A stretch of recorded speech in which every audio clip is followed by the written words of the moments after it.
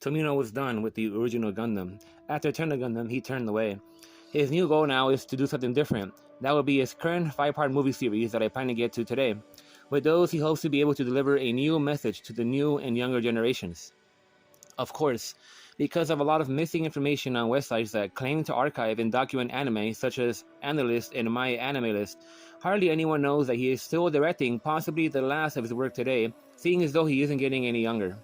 As a result, this adaptation had nothing to do with him besides that he wrote the original novels.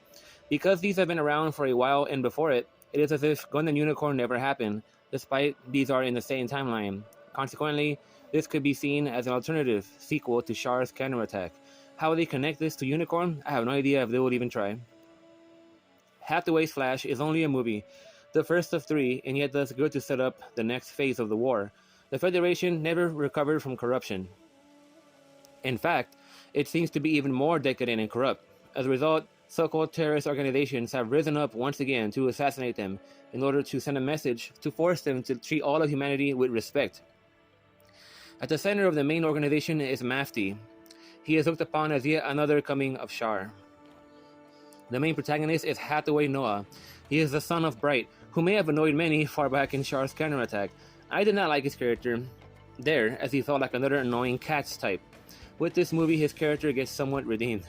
He has a plan, and yet is so sloppy and confusing in his ways that I would have to wait until the next 2 movies to say anything else.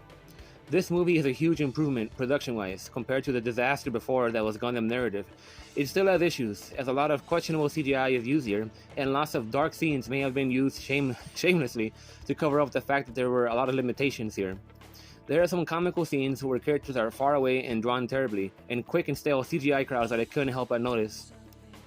Story-wise, it was a huge improvement for Tomino to set up and actually write a good new continuation where new type magic is almost non-existent. Instead, there's actual focus on character building and showing a more dramatic continuation of the story.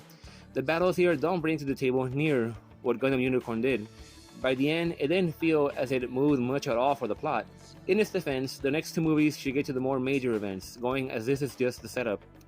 Sawano is here again to compose more great music, and for the most part, the characters are much more likable this time. Gigi is obviously a new type and implied to be right from the start with her strange but telling behavior.